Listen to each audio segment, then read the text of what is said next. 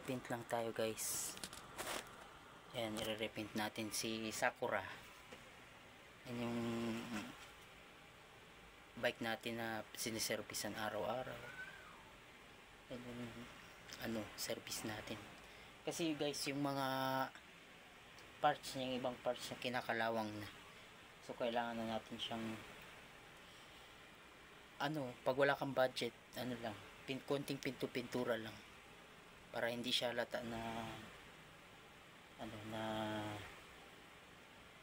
hindi siya lata na na may kalawang. Tara guys, maganda tayo pintura.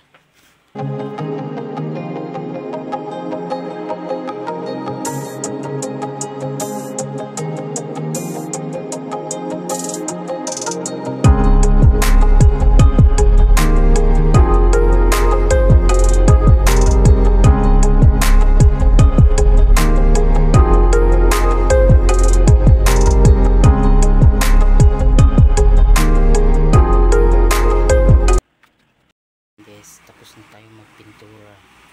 Ito na yung finished product niya. Pakita na natin.